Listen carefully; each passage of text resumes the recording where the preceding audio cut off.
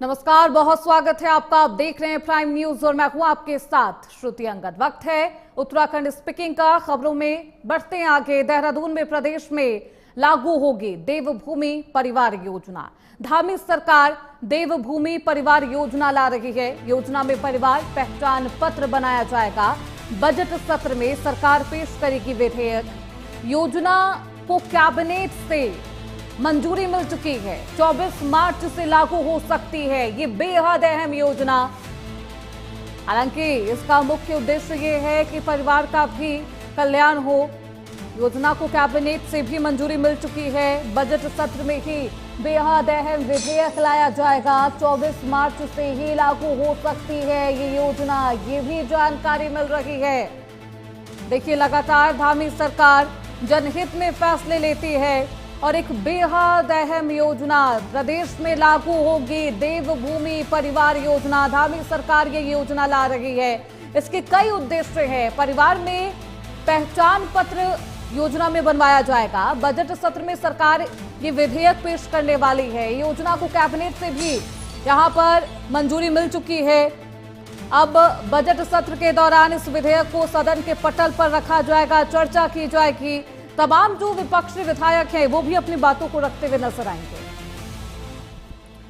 इस खबर पर ज्यादा जानकारी के साथ हमारे सहयोगी मदन सिंह देहरादून से जुड़ चुके हैं। मदन, क्या कुछ खासियत है इस देवभूमि परिवार योजना की? किस उद्देश्य से सरकार ला रही है? श्रुति, देखिए, बहुत ही अहम ये योजना है और इसके लिए विगत कई महीनों से तैयारी भी चल रही थी। जैसे कि 2025 की अगर बात करें तो नवंबर माह में कैबिनेट में इस मुद्दे पर लाया गया था। और चूंकि उत्तराखंड में आपने खास तौर पर देखा होगा कि पहचान को लेकर जो है तमाम बातें उठती भी है, जिसको लेके अब ये बड़ा फैसला लिया गया है धामी सरकार द्वारा कि पहचान पत्र पूरे परिवार का बनाया जाए और वो एक यूनिक तैयारियां कर रही है। और तैयारियों की भी जो तस्वीरें हैं, बैठकों की जो तस्वीरें हैं, वो लगातार हम आपको दिखा रहे हैं। अभी मुख्यमंत्री पुष्कर सिंह धामी के स्तर से सत्र के लिए स्थल और तिथि की जो घोषणा है, जो ऐलान है, वो अभी तक नहीं हुआ है। हालांकि जल्द ही इसका ऐलान भी किया जाएगा। उधर विधानसभा अध्यक्ष ऋतु खंडूरी भूषण ने कहा है कि गैरसैंण या देहरादून सरकार जहां चाहेगी वहां सत्र कराने के लिए विधानसभा की तैयारी पूरी हो चुकी है। कैबिनेट की हाल में कोई बैठक में विधानसभा के बजट सत्र के लिए स्थल और समयावधि तय करने के लिए मुख्यमंत्री धामी को अधिकृत किया गया है। यानी कि क्या कुछ समय होगी, कितने दिन ये बजट सत्र चलना है, क्या कुछ वो स्थल रहेगा जहां पर तमाम विधायक आपको नजर आएंगे। तो उसके लिए जो फैसला है, जो अंतिम फैसला है, वो मुख्यमंत्री पुष्कर सिंह धामी ही लेंगे। और जल्द ही इन तमाम जो सवाल है उसका जवाब आपको मुख्यमंत्री पुष्कर सिंह धामी देते हुए नजर आएंगे। सूत्रों के अनुसार से ये कहा जा रहा है कि ग्रीष्मकालीन राजधानी में ही बजट सत्र का आयोजन किया जाएगा। हमारे साथ हमारे सहयोगी मदन लगातार बने हुए हैं। मदन, अब ये जानकारी मिल रही है कि ग्रीष्मकालीन राजधानी में ही बजट सत्र आयोजित किया जाएगा। क्या कुछ कहा जा रहा है? हालांकि अभी भी ऐलान का इंतजार है जब मुख्यमंत्री पुष्कर सिंह धामी इस पूरे मामले को लेकर ऐलान भी करेंगे। क्या कुछ तैयारी है सरकार की तरफ से, मदन? श्रुति, देखिए, निश्चित तौर पर जो बजट सत्र होना है वो गैरसैंण में इस बार होगा, जिसकी औपचारिक घोषणाएं भी हो चुकी है, क्योंकि कैबिनेट में ये बात आ चुकी है कि सत्र जो है गैरसैंण में होगा। हालांकि जो समय होगा या तिथि होगी उसके लिए मुख्यमंत्री पुष्कर सिंह धामी को अधिकृत किया गया है कि वो अपने विवेक से फैसला लेंगे। और ये उम्मीद भी की जा रही है कि जल्द इसकी घोषणा होगी, क्योंकि केंद्र का बजट जो है सभी राज्यों के बजट के लिए अहम होता है। इसलिए 1 तारीख को जो है केंद्र का बजट घोषित होने वाला है। उसके बाद ये उम्मीद की जा रही है कि जल्द ही तिथि घोषित की जाएगी। और आपको एक चीज और बता दूं कि जो ग्रीष्मकालीन राजधानी गैरसैंण है वहां पर पूरी तैयारियां भी चल रही है इस सत्र को लेकर। और जिस तरीके से विधानसभा अध्यक्ष ने संकेत दिए हैं कि वहां पर पूरी तैयारियां हो चुकी है। और ये सत्र इस बार जो है गैरसैंण में ही होगा, क्योंकि पिछले वर्ष ये सत्र गैरसैंण में नहीं हो पाया था, जिसका मुख्य कारण मौसम था। और मौसम के चलते परिस्थितियां बहुत विकट थी, क्योंकि पहाड़ी रास्ता है। इसलिए इस बार जो है ये निर्णय लिया गया कि बजट सत्र वहीं पे पेश होगा। इस बार परिस्थितियां भी प्रतिकूल नहीं दिखाई दे रही रही है, तो निश्चित तौर पर ये उम्मीद की जा सकती है कि जल्द इसकी घोषणा होगी और विधानसभा का ये बजट सत्र इस बार राजधानी गैरसैंण में होगा, ये लगभग तय माना जा रहा है। बिल्कुल, इस बार तय माना जा रहा है कि यहीं पर होगा, लेकिन अभी तक ऐलान नहीं किया गया है। ऐलान में इतनी देरी क्यों की जा रही है मदन? समय क्या बताया जा रहा है? कितने दिन का ये बजट सत्र होने वाला है? श्रुति, देखिए, जैसे कि मैंने पहले भी कहा कि केंद्र सरकार का बजट पेश होने वाला है और 1 फरवरी को जो है केंद्र सरकार बजट पेश करेगी। इसी के आधार पर राज्य सरकार भी अपने बजट की घोषणा करेगी और उम्मीद ये की जा रही है कि लगभग 1 लाख करोड़ के ऊपर का ये बजट होगा, क्योंकि 1 तारीख के बाद कभी भी ऐलान हो सकता है, इस तरीके की उम्मीद की जा रही है। मुख्यमंत्री पुष्कर सिंह धामी ने इसके संकेत भी दिए हैं कि लगभग 11 तारीख के आसपास ये बजट सत्र होने की उम्मीद है। लगभग 6 से 7 दिन का ये सत्र बताया जा रहा है। हालांकि कोई अभी अब तक घोषणा नहीं हुई है अभी तक बजट सत्र को लेकर, क्योंकि कई अहम बैठकें भी की गई है। क्या कुछ तैयारी है सरकार की तरफ से? कौन कौन से विधेयक सदन के पटल पर रखे जाएंगे इस बजट सत्र के दौरान, मदन? श्रुति, देखिए, अभी तक कितने बजट रखे जाएंगे इसकी तो कोई घोषणा नहीं हुई है, लेकिन तमाम ऐसी बजट है, जैसे कि हमने कहा कि अभी देवभूमि ये परिवार जो प्रचार पत्र बनना है, ये भी इस बार जो है बजट विधानसभा के पटल पर रखा जाएगा और तमाम अन्य विधेयक देखने को मिलेंगे जो कि विधानसभा के पटल पर रखे जाएंगे। बहरहाल अभी इसकी क्योंकि डेट की अभी तक कोई पुष्टि नहीं हुई है और वहीं पर जो है जब बजट सत्र शुरू होने वाला था उससे कुछ दिन पहले ही ये चीजें सामने निकल करके आती थी। उम्मीद ये की जा रहा है कि 1 लाख करोड़ के ऊपर का बजट जो है इस बार विधानसभा के पटल पर रखा जाएगा। जी बिल्कुल, और ऐसे में वो तमाम फैसले भी, क्योंकि कई ऐसे विधेयक हैं जो सदन के पटल पर बजट सत्र के दौरान रखे जाएंगे। देखना बेहद दिलचस्प होगा कि क्या ग्रीष्मकालीन राजधानी में ही बजट सत्र आयोजित की जाती है या फिर कहीं और। बहुत शुक्रिया मदन आपका इन तमाम जानकारियों के लिए। चलिए खबरों बढ़ते आगे। उत्तराखंड में धार्मिक स्थलों की परंपरा और मर्यादा को लेकर एक बार फिर सियासी और सामाजिक बहस तेज हो गई है। इस दौरान चारधाम यात्रा और आगामी अर्धकुंभ से पहले बद्री केदार मंदिर समिति ने अपने अपने अधीन मंदिरों में गैर हिंदुओं के प्रवेश पर सख्ती के संकेत दिए। वहीं समिति का कहना है कि सनातन परंपराओं की पवित्रता बनाए रखने के लिए बेहद स्पष्ट नियम जरूरी है। इस मुद्दे पर अंतिम फैसला अब बोर्ड बैठक और सरकार के स्तर पर ही लिया जाएगा। चारधाम यात्रा को लेकर कई ऐसे कानून और नियम बनाने को लेकर मंदिर प्रबंधन की तरफ से कहा जा रहा है कि गैर हिंदुओं की एंट्री पर रोक लगा दी जाए।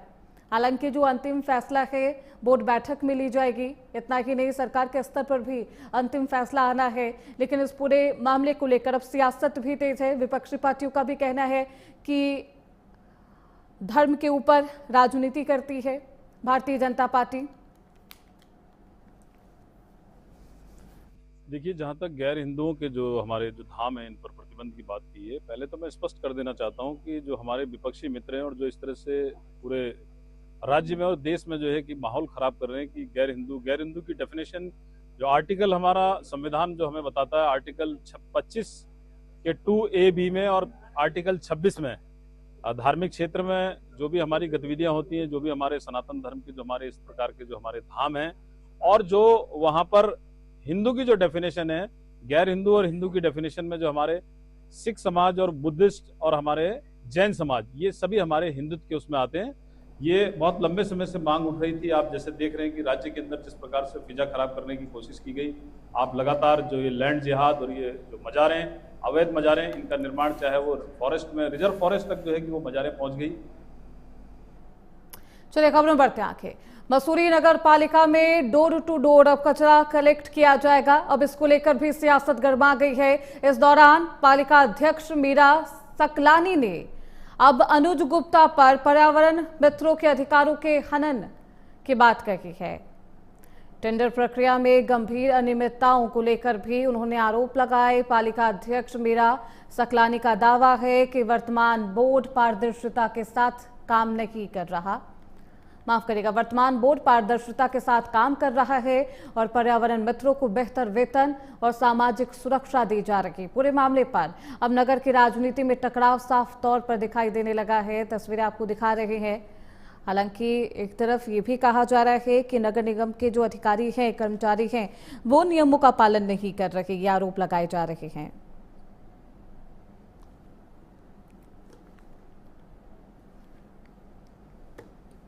अभी जो सबसे बड़ा जो इशू था आया था पर्यावरण मित्रों का, 2-3 दिन की हड़ताल पे पर्यावरण मित्र गए थे।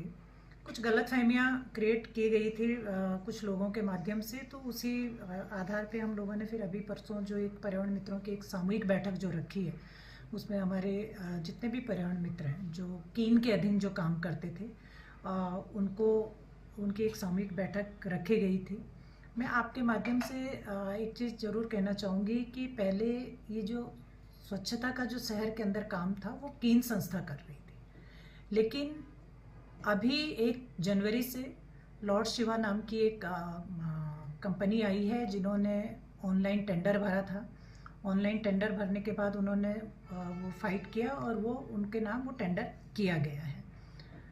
उसमें कुछ गलतफहमियां लोगों को हो गई थी कि बहुत सारे सवाल भी कुछ लोगों के थे कि नगर पालिका में एक बड़ा घोटाला हुआ है लॉर्ड शिवा को ला करके, नई जो कंपनी आई है कीन के पास ही क्यों नहीं रहने दिया गया है। मैं एक चीज़ आपके माध्यम से ज़रूर कहना चाहूँगी कि देखिए हर चीज़ का एक सिस्टम होता है। हमने टेंडर आमंत्रित किए, हमने कीन को भी बोला कि ये ओपन टेंडर है, आप भी इसमें पार्टिसिपेट कीजिए। ऑनलाइन टेंडर था, कीन ने पार्टिसिपेट नहीं किया, ये कीन का फॉल्ट है। किसने किया किसने नहीं किया, लेकिन टोटल 7 कंपनियों ने इसमें पार्टिसिपेट किया था। तो खबरों बढ़ते हैं आगे। पौड़ी जिले के गुरदौरी इंजीनियरिंग कॉलेज में आउटसोर्सिंग कर्मचारियों के वेतनमान को लेकर विवाद चल रहा है और जो कि अब खत्म हो चुका है। कई दिनों से मानदेय की मांग को लेकर कर्मचारी धरना प्रदर्शन पर बैठे थे। उत्तराखंड क्रांति दल के नेताओं ने कॉलेज प्रशासन से सीधे बातचीत की है और उसके बाद कर्मचारियों की प्रमुख मांगों पर सहमति बनी और धरना समाप्त हो गया है। इसे कर्मचारियों की एकजुटता और दबाव की जीत भी मानी जा रही है। कुलपति ने बताया है कि सुरक्षा कर्मचारी काम पर लौट आए हैं, जबकि सफाई कर्मचारी अभी भी काम पर नहीं लौटे हैं।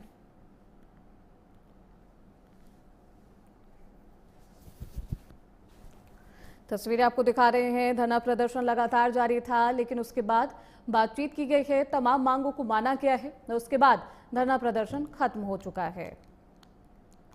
वेतन विवाद को लेकर ये हल्ला बोल जारी था कर्मचारियों का, जो कि अब समाप्त हो चुका है। यहाँ पे सबसे पहला विषय तो यह था सर कि हम श्रमिकों को कम किया जा रहा था। दूसरा विषय यहाँ पे था कि वेतनमान कम हो रहा था, जिसके अनुसार हम लोग बाहर बैठे धरने पर और हमको बाध्य किया गया। अब ये सहमति बनी है कि सभी लोग अपने कार्य करें और वेतनमान जो भी है बताया गया है, सभी को बताया गया है, उस पर सहमति बनी है कि जैसा जैसा है वैसा वैसा आप काम करें। जो नए ठेकेदार सर जी आए, उन्होंने पहले बोला कि 8 पास हो या 5 पास हो सबको रखेंगे, हटाएंगे नहीं। फिर उन्होंने जब बोला कि पुलिस वाला भी मंगाया और फिर मेडिकल भी मंगाया, किसी को तो बिना मेडिकल के अंदर कर दिया, आधार कार्ड में अंदर कर दिया। हमको हाई स्कूल पास का मांग रहे, किसी को कुछ बोल रहे, किसी को कुछ बोल रहे। हम 21 तारीख से यहाँ पे धरने में बैठे हैं, हमारे कोई संविधान नहीं हो पा रहा है, यहाँ पे हमारे साथ शोषण हो रहा है। आज भी वही बोल रहे कि जो सैलरी है वही देंगे, पर हम ये चाह रहे हैं कि हमारी जितनी मात्र शक्तियाँ किसी को हटाई ना दी जाए, किसी पे दबाव ना दिया जाए। हम सब रहेंगे, सब जिस पोस्ट पे जितने लोग वो वहीं रहेंगे, अन्य कामों पे ना भेजा जाए। तो वही मसूरी के इन्हीं वादियों के बीच छिपा है एक खौफनाक सच। लंबी देहर माइनस का कहा जाता है कि 90 के दशक की रात में यहाँ गलत माइनिंग तकनीकों और सुरक्षा की कमी के चलते हादसा हुआ, जिसमें हजारों मजदूरों की जान चली गई। आज ये खदानें वीरान है। स्थानीय लोग दावा करते हैं कि रात होते ही यहाँ दर्दनाक चीखें सुनाई देती है। रहस्यमयी हादसों और अजीब घटनाओं ने इस जगह को और भी डरावना बना दिया है। सवाल यही है कि क्या ये सब कुछ सच है या फिर सिर्फ वहम। तस्वीरें आपको दिखा रहे हैं। ये है लंबी डेरा माइंस में, और आपको दिखाना चाहेंगे लंबी डेरा माइंस का ये खंडहर है, जिसमें कहा जाता है ब्रिटानिया हुकूमत के समय में यहाँ पर खदान चलती थी चूना खदान, और उस खदान की वजह से यहाँ पर आलम ये था, बताते हैं कि सैकड़ों यानी कि 50,000 से ज़्यादा मजदूरों की रहस्यमय बीमारी से मौत हो गई थी।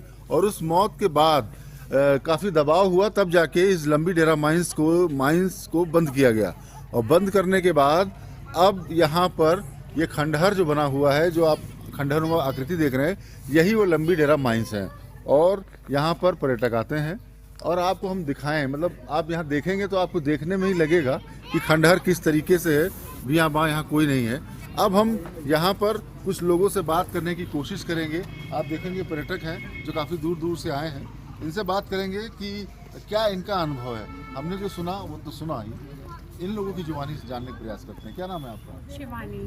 शिवानी, कैसा लगा यहाँ आके और क्या सुना था आपने इसके बारे में? देखिए, जब मैं यहाँ पर आई थी उससे पहले मैं पहले भी एक बार आ चुकी हूँ और मैंने ये सुना था यहाँ पर हॉरर एक्टिविटीज़ जो होती है ना, पैरानॉर्मल एक्टिविटीज़ ज़्यादा है यहाँ पे, और इसी कारण मैं पहले नहीं आती थी। बट अगर आप दिन के समय आते हो तो यहाँ पर आपको कुछ महसूस नहीं होता। बट यहाँ पर एक टाइम लिमिट दी गई है आने के लिए, 5 या 6 बजे के बाद आप यहाँ पर नहीं रुक सकते हो।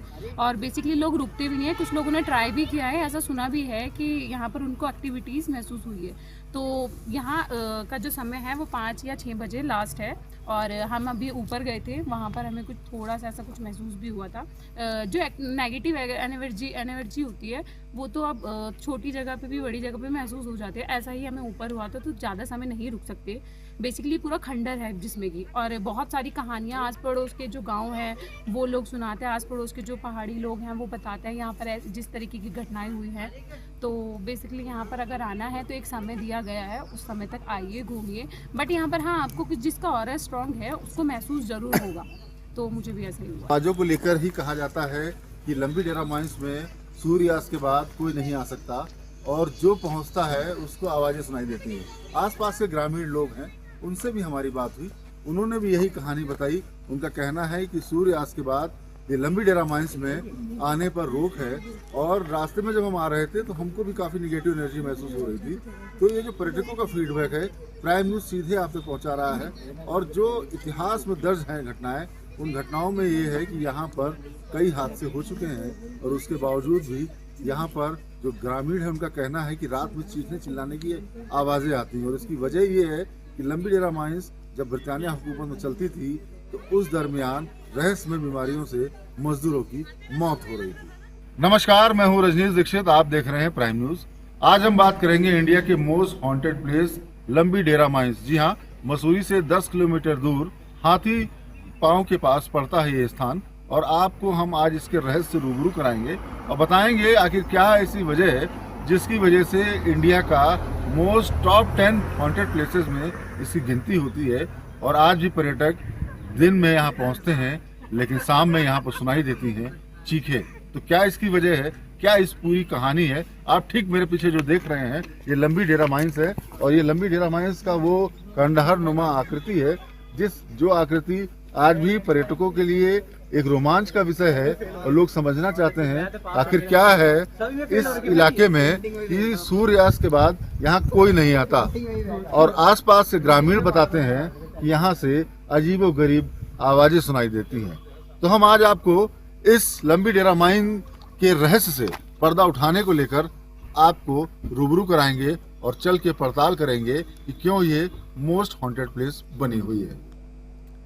तो देहर माइंस की बेहद खौफनाक सच्चाई आपको दिखा रहे थे। खबरों बढ़ते आगे। देहरादून के विकास नगर थाना क्षेत्र में हुई मारपीट की घटना को लेकर फैलाई जा रही अफवाहों पर एसएसपी अजय सिंह ने स्थिति स्पष्ट की है। इस दौरान एसएसपी ने बताया है कि ये पूरा मामला व्यक्तिगत विवाद का है और इसका धर्म, जाति या फिर क्षेत्र से कोई लेना देना नहीं, किसी तरीके का कोई संबंध नहीं है। जहां पुलिस जांच में सीसीटीवी फुटेज और प्रत्यक्षदर्शियों के बयानों से यही सामने आया है कि वहीं आरोपी को हिरासत में लेकर आगे की कानूनी कार्रवाई में पुलिस प्रशासन जुटा हुआ है।